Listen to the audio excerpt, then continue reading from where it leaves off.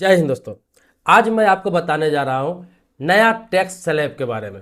देखिए, टैक्स को लेके बहुत सारे लोग कंफ्यूज रहते हैं। आज जो मैं बताने वाला हूं बहुत ज़्यादा उलझा हुआ टेक्निकल वाले बातें नहीं बताने जा रहा हूं।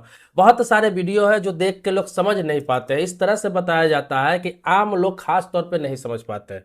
मैं बिल्कुल आसान भाषा में समझाने जा रहा हूं, आपकी भाषा में बताने जा रहा हूं, ताकि आपको बिल्कुल आसानी से समझ में आ जाए कि कौन व्यक्ति टैक्स के दायरे में आता है, कौन सा व्यक्ति टैक्स के दायरे में नहीं आता, कितना कमाने पर मुझे टैक्स देना होगा और कितना कमाएंगे तो टैक्स नहीं देना पड़ेगा, जीरो आईटीआर फाइल क्या होता है, ये सारी बातें एक ही वीडियो में बताऊंगा। पूरे वीडियो में बने रहेंगे। जानकारी बहुत ही जरूरी है, हर व्यक्ति को टैक्स के बारे में जानकारी रहना चाहिए, अन्यथा ऐसे ही हमेशा कंफ्यूज रहेंगे। आपको बता दूं कि अभी जो नया टैक्स व्यवस्था जो लागू हुई है, जो 2026 से लागू होगा, मतलब कि 2026 के मार्च के बाद जो अप्रैल में रिटर्न फाइल होगा, उसमें क्या है कि यही व्यवस्था से रिटर्न फाइल किया जाएगा। इसमें क्या किया गया है कि पुराना जो भी स्लैब था उसको हटाते हुए नया स्लैब जारी किया गया है। अब देखिए, 4 लाख रुपए तक, सीधा समझ लीजिए कि 4 लाख रुपए तक साल में आप कमाते हैं, मार्च टू मार्च, मतलब कि 1 मार्च से लेकर अगले साल 31 मार्च तक या 1 अप्रैल तक, 1 साल के अंदर में जो भी आप पैसा कमाते हैं वो 4 लाख रुपया तक है आपका इनकम,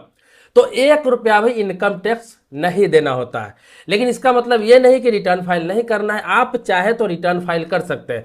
रिटर्न फाइल करेंगे तो भी 1 रुपया आपको नहीं देना है। बहुत सारे लोग ये सोचते हैं कि हमारा इनकम तो साल का 3 लाख रुपया है, 2 लाख रुपया है, 3.5 लाख रुपया है, 4.25 लाख रुपया है, 4 लाख रुपया तक है, तो मुझे आईटीआर भरने की क्या आवश्यकता है, रिटर्न फाइल करने की क्या आवश्यकता है? आवश्यकता है भाई साहब, इससे आपको फायदा है। भरने से क्या होगा कि कुछ नाम मात्र का शुल्क लगता है। अगर खुद भरना है तो खुद भी भर सकते हैं, लेकिन खुद भरना संभव नहीं है आम लोगों के लिए।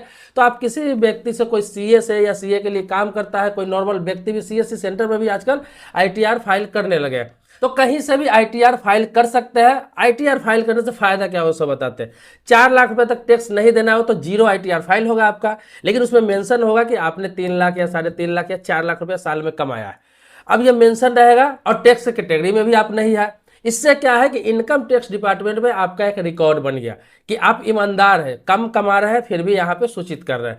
दूसरा क्या है कि इस इनकम टैक्स रिटर्न फाइल का जो पेपर आपके पास रहेगा, जो ऑनलाइन आपने किया है, इसके एवज में आप बहुत सारी चीजें ले सकते हैं। जैसे कहीं लोन लेना है आपको तो उसमें यह सहायता करेगा, कोई क्रेडिट कार्ड ले रहा है अगर ज्यादा लिमिट का तो उसमें यह सहायता करेगा आपको, आप कार खरीद रहे हैं तो उसमें सहायता करेगा ये आपको, कहीं बाइक खरीद के ले रहे हैं उसमें सहायता करेगा, मतलब कोई प्रोडक्ट खरीद रहे हैं, लोन ले रहा है, तो उसमें क्या है, आईटीआर रिटर्न फाइल खोजा जाता है और जिसका आईटीआर रिटर्न फाइल जिसने कर रखा है उसको प्राथमिकता दी जाती है, भले ही जीरो आईटीआर आपने फाइल कर रखा है। इसके अलावा इसमें फायदा क्या है कि आपका टीडीएस किसी प्रकार से कटा हुआ है, कोई भी टीडीएस कटा हुआ है, टैक्स कटा हुआ है, लेकिन टैक्स के दायरे में आप आते नहीं है, लेकिन बहुत सारी चीजों में टीडीएस आपका कट जाता है। एग्जांपल के तौर पे बता रहा हूं कि कहीं से, जैसे एलआईसी में आप काम कर रहे थे, एलआईसी कमीशन मिलता है तो उसमें आपका टीडीएस कट के आता है। बहुत सारे जगहों पे सैलरी आती है तो टीडीएस कट के आता है। एफडी कहीं कर रखे हैं उसमें टीडीएस कटने की संभावना रहती है।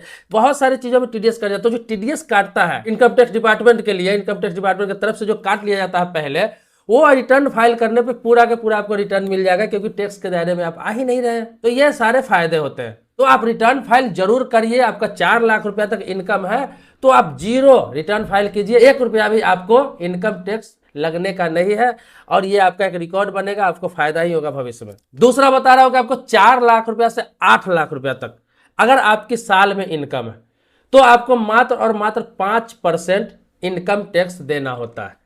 लेकिन 8 लाख रुपया तक इसको भी आप फ्री ही मान सकते हैं। क्यों फ्री मान सकते हैं? क्योंकि 4 लाख रुपया तक तो आपको फ्री है, फिर 4 लाख से 8 लाख के बीच जो आया, ये 4 लाख का जो एडवांस बना, इस पर आपका 5% लगना है। लेकिन ये भी 5% आपको नहीं लगता है। क्यों नहीं लगता है? इसको भी फ्री माना गया है। वो इसलिए नहीं लगता है कि इनकम टैक्स कब लगता है? इनकम टैक्स तब लगता है जब आपके पास वो पैसा बचा हुआ हो। आपकी कमाई 8 लाख रुपया है लेकिन खर्चे 8 लाख रुपया है, तो कहां से आप इनकम टैक्स देंगे? वो दायरे में नहीं आता रिटर्न फाइल करने के बाद भी।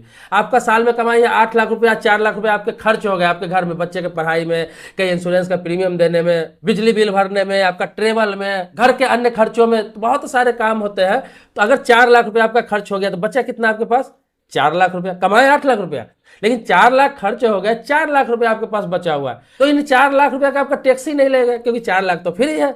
तो 4 लाख आपके पास कैश बचा भी हुआ है, 4 लाख खर्च में चला गया है, तो 8 लाख रुपया तक भी आपका समझिए इनकम टैक्स एक तरह से फ्री है, वो भी 5% का छूट आपको मिल गया। क्योंकि कोई भी व्यक्ति कमाता है तो उसको 50-60% साल में खर्च होना ही है उसका इनकम में। आप महीने में भी कमाते होंगे, मान लिया जाए कि आप 10,000 रुपये महीना कमाते हैं एग्जाम्पल के तौर पर, तो 6-7-8 हज़ार रुपये खर्चा है, 20,000 कमाते हैं, 12-13 हज़ार रुपये महीने का खर्चा हो ही जाता है। तो आपको जो बचता है, तो जो बचा उस पर इनकम टैक्स लगता है, जो नहीं बचा वो इनकम टैक्स के दायरे में नहीं आता है, कमाई पे नहीं लगता है, वो आपका सेविंग पे लगता है एक तरह से, सीधा समझिए। अगर पूरी कमाई बचा लेते हैं तब आपको देना पड़ेगा, तो ये 5% की भी छूट मिल जाती है। तो समझिए 8 लाख रुपया तक भी एक तरह से टैक्स फ्री ही है देखा जाए तो। अब बताता हूँ 8 लाख रुपया से 12 लाख रुपया तक 10% इनकम टैक्स देना है। तो 8 लाख रुपया से 12 लाख रुपया तक मतलब कि 4 लाख रुपया छूट हुआ आपको, इधर बच गया 8 लाख रुपया इनकम में। अगर साल का 12 लाख रुपया है तो इस 8 लाख रुपया पर आपको इनकम टैक्स देना है। अब इस 8 लाख रुपया पर इनकम टैक्स नहीं लगेगा। क्यों नहीं लगेगा? क्योंकि ये 8 लाख रुपया अगर आपका खर्च है तो फिर 4 लाख रुपया बचा, आपको इनकम टैक्स नहीं लगेगा। लेकिन 4 लाख रुपए से ऊपर 2 लाख ही बच जाता है, 3 लाख ही बच जाता है। आप वहां पे ये बताते हैं कि 3-4 लाख रुपया मेरा बचत हुआ है 4 लाख के अलावे, तो उस पर आपको 10% इनकम टैक्स लगेगा। ये बिल्कुल आसान भाषा में समझा रहा हूं आम लोगों के लिए, ताकि आप समझ जाए कि आपका जो खर्च होता है उस पर इनकम टैक्स नहीं लगता है। जो भी आप कमा रहे हैं साल का, जो खर्च हो गया वो काट दिया जाए, जो आपका बचा हुआ इनकम टैक्स के दायरे में आता है, उसमें से भी 4 लाख पर कोई इनकम टैक्स नहीं लगना है। उसके बाद जो बचत है वो इनकम टैक्स आपको लगना है। अब इनकम टैक्स रिटर्न फाइल जो आप करते हैं उसमें सारा चीज पूछा जाता है कि आपका खर्च साल का कितना है। अब सारा चीज वहां मेंशन किया जाता है आपके सीए के द्वारा, या फिर इनकम टैक्स जो भर रहा है उसका सारा आपका खर्चा वहां पे मेंटेन किया जाता है। तो अपने हिसाब से आपको मेंटेन करना है। वहां पे आप खर्च बता देते हैं कि मैंने ये खर्च किया है, मेरे पास इतना खर्च हो गया हुआ है, इतना बचा हुआ है, कोई टैक्स आपको नहीं लगना है।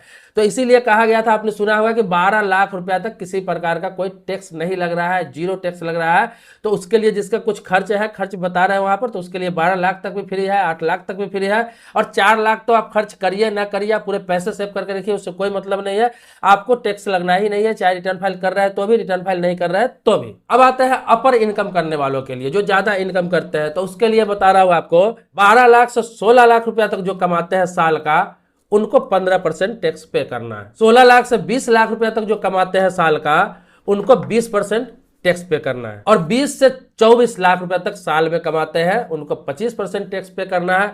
और 24 लाख से ऊपर जितने भी आप कमाते हैं, चाहे 2 करोड़ कमाते हैं, चाहे 200 करोड़ कमाते हैं, कोई भी मैक्सिमम लिमिट नहीं है, आपको 30% टैक्स देना है।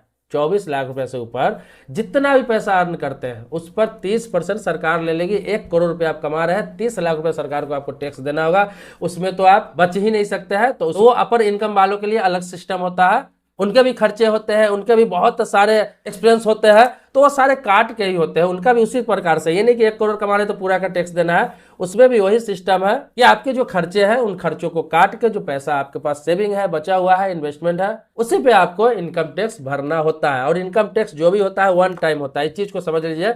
बहुत सारे लोगों को लगेगा कि मैंने 1 करोड़ रुपया रखा हुआ है अपने पास, 1 करोड़ रुपया आपके पास है, उसमें से 30% आपने सरकार को इनकम दे दिया इस साल, और उसमें से बचा कितना आपके पास? 70 लाख रुपया। तो ये नहीं कि फिर अगला साल फिर उस पर टैक्स लगेगा, ऐसी बात नहीं है। 1 टाइम मतलब एक पैसा पर पूरे लाइफ में एक ही बार आपको टैक्स देना होता है।